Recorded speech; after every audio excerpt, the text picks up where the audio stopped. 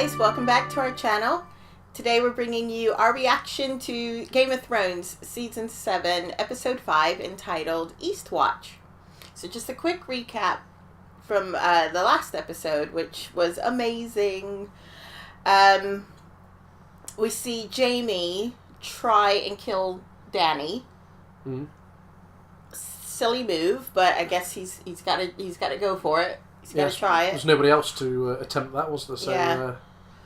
And then we saw him get pushed off of the horse by, we think it was Bronn. It probably was Bronn because he was over there.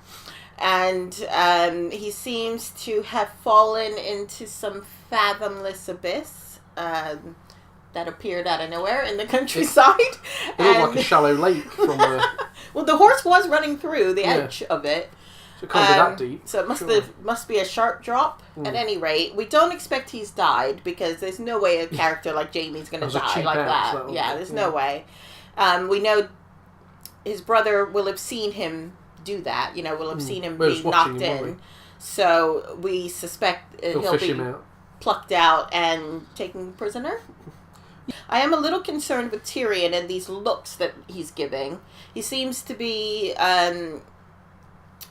turned off by the horror of the war, the horror of the battle, which is fair enough, but I'm getting the impression that he's gonna have second thoughts, which bothers me because I don't know about second. I think he's definitely thinking I was on that side 6 months ago, or whatever. Was he? And well, he was part of that family. Those are people he probably knows, who he had dinner with, who he chatted with as he walked through the courtyard, and now they've been killed. Speaking of which, and I think the reality of it is perhaps hitting him. But I don't know if he would. Well, he did burn men at the Battle of the Blackwater with wildfire, so he doesn't really have cause to be second guessing or thinking of the horror. I mean, Davros' own that's Doctor Who, isn't it? Davos' his own son was killed thanks to Tyrion. Yeah, I mean, I don't think it's the war itself. I think it's the fact that he's on the opposite side to people he knows and would be fighting with. Okay, so we're just going to get to it then. We can't wait to see what is in store, so here we go. So that's so obviously the symbol in the cave, isn't it? That sun. Like you say, there must be... important meaning. Even that, when you're looking at the map, even the cogs and everything is reminiscent of those symbols. Sunshine,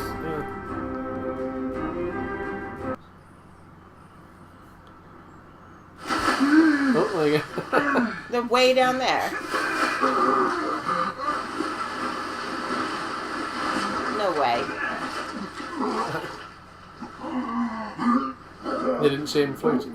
He didn't go underwater all that way. That's like a mile, isn't it? I know. I, Daenerys of House Targaryen, first of my name, breaker of chains and mother of dragons, sentence you to die. Dracarys. I can't believe it.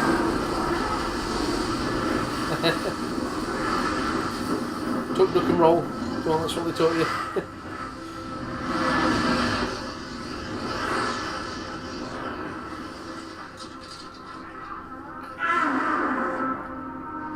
Anyone else? Don't tell me he's back. He's made it home.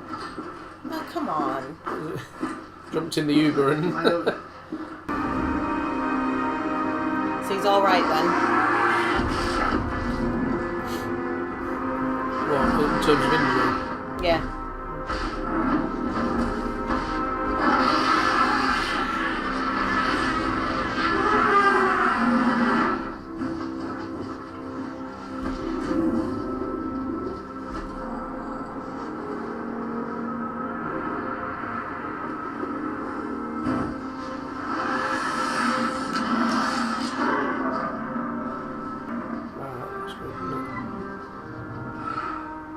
So realistic. Yeah, boy. Took a steak. So he knows. Seems to like him. And maybe John's never felt a connection until now. It's never occurred to him, you know? Yeah. He's thinking, what the hell?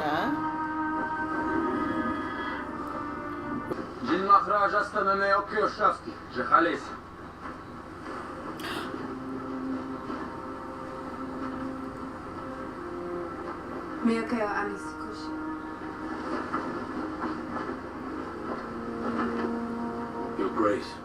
Jon Snow who know who it is. He'll know of him. Jon Snow, this is Sir Jorah Mormont. An old friend. He knows his I served with your father. and your niece. He was a great man. You look strong. You found a cure? I wouldn't be here if I hadn't. And Sam. I return to your Sam. service, my queen. If you'll have me. It would be my honour. Oh, that's wonderful. Aww. Mention Sam. Jon will be like, he's my man. You can't lead a raid beyond the wall. You're not in the Night's Watch anymore. You're king in the north. I'm the only one here who's fought them. I'm the only one here who knows them. I haven't given you permission to leave. She's having feelings. With respect, Your Grace, I don't need your permission. I am a king.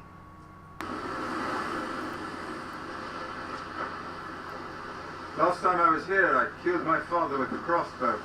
Oh, Last nice. time I was here, you killed my son with wildfire. Oh, he knows. Does There know. you go. Witching. There's a path to the left that hugs the cliff. You're not staying here? Sorry. I've got my own business in Flea Bottom. Oh. Are we going to run into Gendry? Then what thought? There's three. Wasn't sure I'd find you.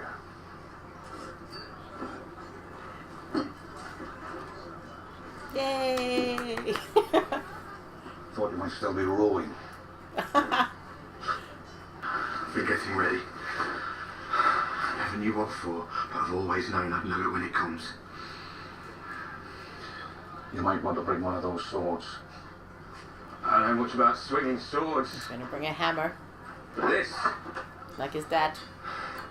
This I know.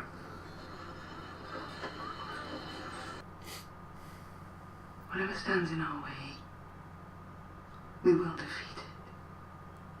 For ourselves, for our house. For this. I knew it. She's pregnant. This High Septon Maynard, he recorded everything. He even recorded his own bowel movements. He's had enough of those. What does Dealing with all that. mean? It's when a man sets aside his lawful wife. Maynard says here that he issued an annulment for Prince Rhaegar and remarried him to someone else at the same time. Ceremony in Dawn. Is that a common thing in the south? What have I been saying? All right, shh. Listen. They set me to the task of preserving that man's wind accounting and annulments and bowel movements for all eternity, while the secret to defeating the Night King's probably sitting on some dusty shelf somewhere, completely ignored. But that's all right, isn't My it? heart is. We can all become slavering, murderous imbeciles enthralled to evil incarnate, as long as we can have access to the full records of High Septon Maynard's 15,782 shits. Steps. That number was steps.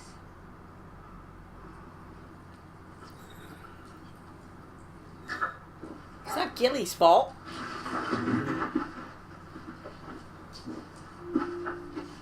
I knew it. I can't believe it. It's fucking legitimate. Yeah, good old under the mattress trick.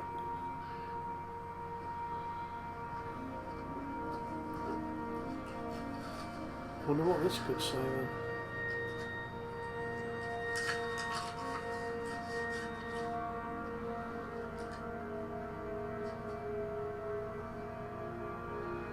Tried to steal his throne. The Lannisters. Somebody will screenshot that, you know.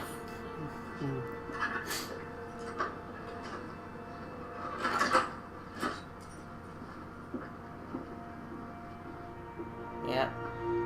He knows. How many queens are there now? 2. And you need to convince the one with the dragons or the one who fucks her brother. Both. I'm an amended to bring. Not enough. The big woman. The what? The big woman. We were hoping some of your men could help.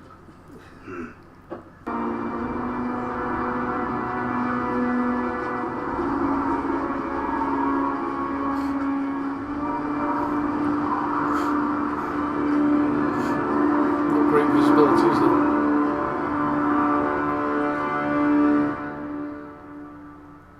Okay, that was another excellent episode, and so many reveals. I mean, we have to talk about it straight off, which is the Rhaegar reveal that casually. Comment. Yeah, it was off the cuff by Gilly. Just guess what reading. I just read. Yeah, and then he took no notice of it really. Why would he? Because he doesn't know. No. But it'll come into play later, he found the though. right thing. Yeah, let's hope he remembers those facts later on. Yeah, because he wasn't really listening, but Gilly will. Gilly will remember because she was reading it in the book. But basically, Rhaegar annulled his marriage and married, and they don't say who, but we know it's Lyanna. Yeah. It's got to be, and that makes. So he did do it all properly. Yeah, and we thought maybe he might do it the Targaryen way, which is to have multiple wives, but he didn't. He annulled the marriage. I knew it. I just knew something like this was going to come up. I thought Sam would find it in the scrolls, but I like having it this way with Gilly casually mentioning it in this book of facts. They've sort of done it in an obvious way, but then made it a bit more subtle so that it didn't just look like they're reading out facts. I remember last week when I said that whole conversation with Missandei, where he's explaining what a bastard means, and I thought, why is this scene in here? Why is he describing what a bastard is? It must mean he's not a bastard. Yeah. It's a big deal that his father is Rhaegar. It's an even bigger deal that he's not a bastard. Yeah. I can't believe it. I can't believe it was just dropped like that. I was totally not expecting it. Yeah. That There's was no awesome. subtlety there. Also, Sam is leaving. So where is he going? Back to the Wall? Yeah, presumably. Well, not to the Wall necessarily, but to Winterfell. Perhaps. Well, he's still a because he sworn knows brother. that. Yeah, but he knows Jon's at Winterfell. Well, he thinks Jon's at Winterfell. Bran's at Winterfell. He's just heard that note read. I don't know if he'd go there. Doesn't know about his father and his brother being killed. No, he doesn't. Does he? No. We start with Jaime and Bronn getting out of the... Fishing themselves out of the lake. Yeah, well, we thought it was a lake. It's a river. And I suppose they were carried downstream quite a ways away from the battlefield. So they didn't get captured. Which was convenient. So they're free to... yeah, they didn't get captured, which I was pretty sure they would. Yeah. He did actually... He fell in the water right next to Daenerys and the dragon. So you'd think they'd make sure they were dead or they would take them out. So that was a bit convenient that they flowed downriver and then just walked off. I don't like that horses much. And just tootled back to King's Landing. Surely... but for the sake of getting on with it... Yeah, just getting on with it, We've only got 3 episodes left. We're not going to get it... Short. Yeah, we're not going to, quabble over that. We just need to move on. I mean, in the book it might be that he's found at the side of the river by dwarves and then they sort of... nurse him to health over 6 years and all that. There's no time for all that. So out he gets. Yeah. It literally, jogs it back to King's Landing or whatever. Because I mean, how close? Where this battle was? They were just outside of King's Landing. Okay, so it's conceivable that he would walk back. They were on their way back from Highgarden, which because the gods already arrived back. Yeah, so I mean, they're not far away. Yeah, they're not very far. Okay. So yeah, we can let that go. Okay, so then Daenerys says, "Bend the knee or die." And if you have any smarts about you, you will bend the knee. Then poor Dickon. Yeah. Has no sense, and he says, "No more Dickon." You know, I mean, what is this? Where's the comedy relief going to come from? But what's yeah, the point he's basically watching? without any Dickon. I mean, really. Nothing worse than no Dickon. So off he goes and stands with his dad to get burned alive, which is the most ridiculous. He should have been saying, "Dad, let's stay alive," not, "Well, you're going to die, I'll come with you." Well, then it cuts to Jamie seeing Cersei, and I keep forgetting the guy's name. Who's Qyburn. Qyburn's in there having a chat with her. He leaves. Oh, what's Qyburn got to say then? Yeah, I didn't he's my hand. Who he? I didn't hear what he said, but I recall from looking at the promo photos. There's a picture of Cersei where she's sitting on the chair like this, and her other hand is down here, and Qyburn's like standing over her. And I thought, so presumably is she pregnant? Yeah. You know, have they just had an exam and she's pregnant? And sure enough, she's pregnant. So that's her way of tying in Jamie. Yeah. When there was any question of would he come to the... Yeah, we did wonder... He's now a puppet again. We did wonder about the change in Jamie from falling into that water in that shot. Would it mean he'd come out of this a different man and be questioning things and all that? And she's just Tyrion. roped him right back in. Oh yeah, we missed that. Bronn arranged a meeting with Tyrion and Jamie. And it went how we thought it would. You know, he was obviously a bit bitter about it, but he listens to Tyrion. He actually, you know, he's not an arsehole to him. And Tyrion said, look, there's something bigger than all this going on. Here's the proposal. Then we get Davos walking through King's Landing, and then you get the thought, okay, he's looking for Gendry. And sure enough, there he is, looking a bit older. Things have changed quite a bit. And we find out he swings a hammer like his father, which I thought was a really nice touch, really interesting. It is kind of strange that he searches out Gendry, and that he thinks Gendry will be helpful in this war. Yeah, he's just a random kid, really, to him. I mean, helpful in this, but maybe he's thinking, well, he's the son of Robert Baratheon, maybe he'll have natural abilities.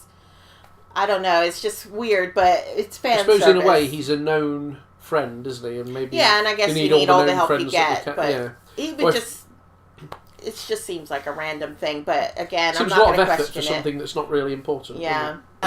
We get a surprise visit from what's his name? Sir Friendzone with the grayscale. Oh, Jorah Mormont. Yeah, he comes out of the blue, finally makes it back just in time to be of great help. We also get a moment where Daenerys flies back on her dragon with Drogon and lands in front of Jon Snow. And Jon, the dragon. like an instinct, I suppose, makes him take off his glove and reach out towards the dragon. And I was saying, it probably has never occurred to Jon to have a thing for dragons, but I think in that moment, having that dragon there in front of him, instead of cowering, he was nervous. You could tell he was scared, but he felt like he had to touch it. Like, he was uncertain rather than being afraid of it, wasn't he? Yeah, and obviously something compelled him to reach his hand out, and the dragon let him. And Daenerys is noticing this, like, what on with earth? Everyone else, they're very defiant, aren't they? Whereas with they would never allow that with anybody, I don't think. We saw they allowed it with Tyrion, but also they wanted something. They wanted that thing off their neck with Tyrion. But with Jon, there was a definite recognition there, and Daenerys saw it. I don't think she'll know. She won't know what that means. Why would it ever occur to her that Jon is a Targaryen? But she certainly noticed something was off, she was amazed.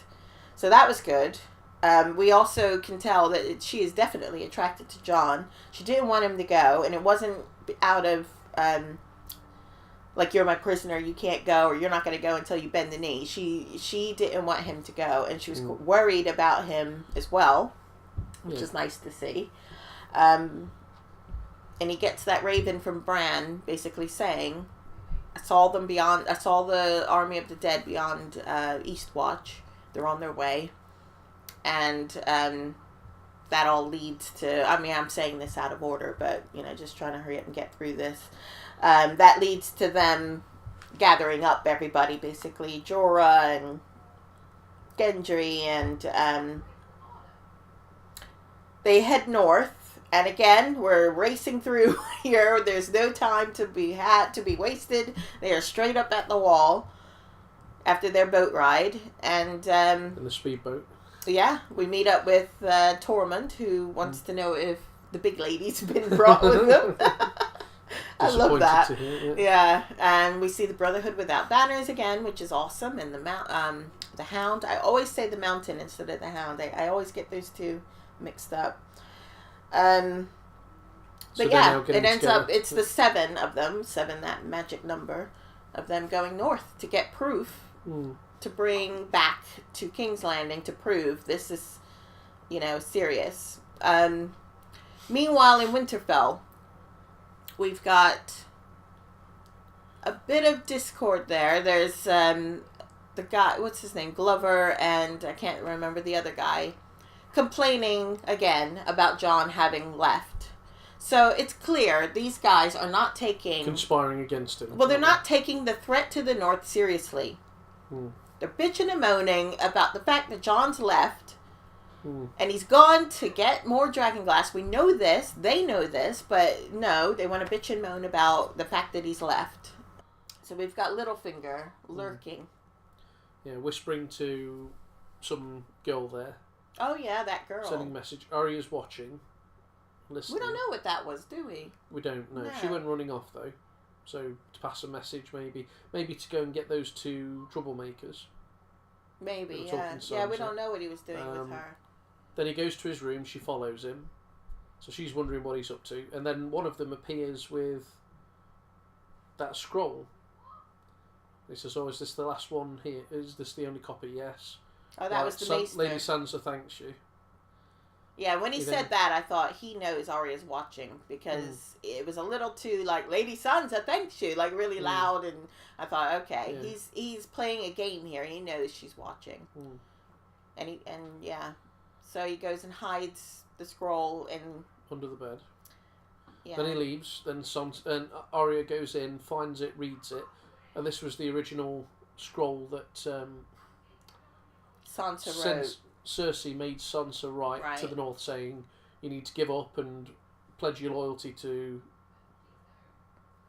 Yeah, where Sansa's basically saying they're treating me well, don't worry about me, but Robb needs to lay down his arms, and, father's in cahoots with the traitors, the 2 traitor brothers and all Arya this. The wrong way. So, Arya is going to think that she wrote it of her own volition or whatever. Because when that letter was first received, Robb got that letter, and he immediately was like, "Oh yeah, this is Cersei's words," and that's when he called the banners, because he's like, "Whatever, this is absolute bull."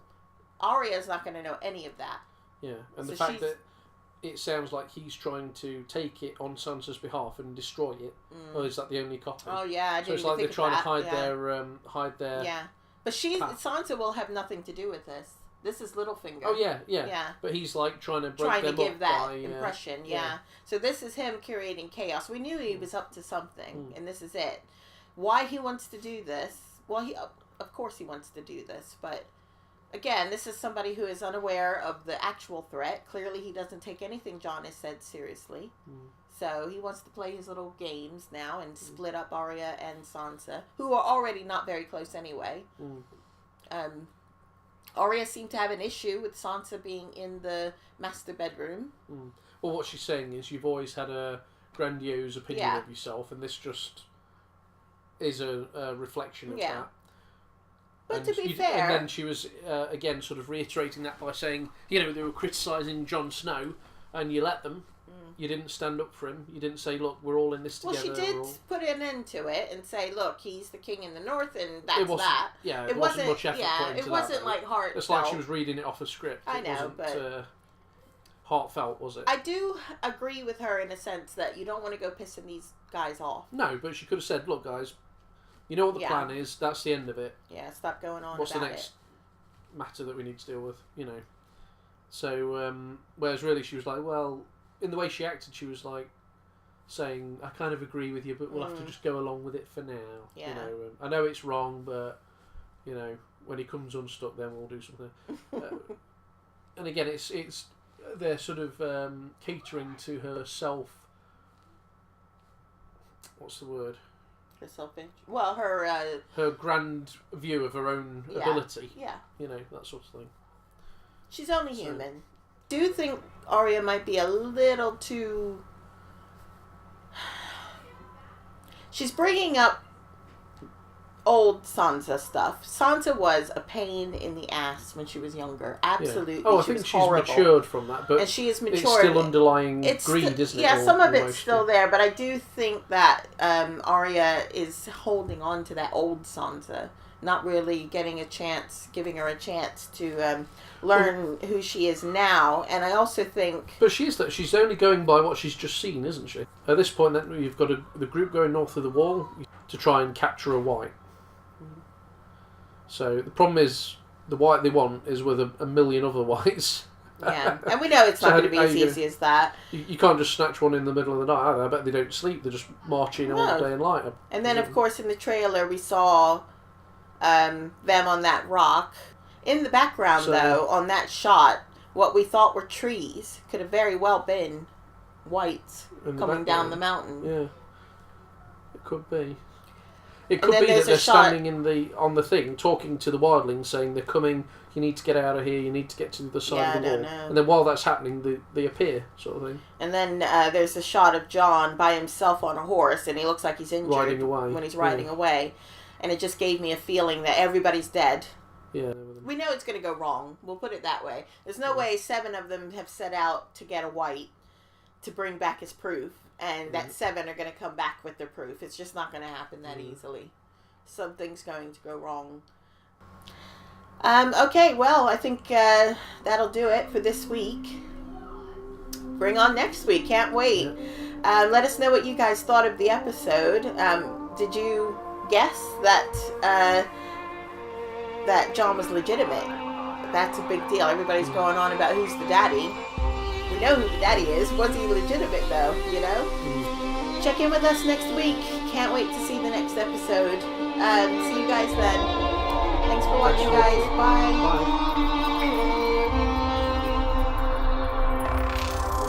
I cannot give you back your homes or restore your dead to life.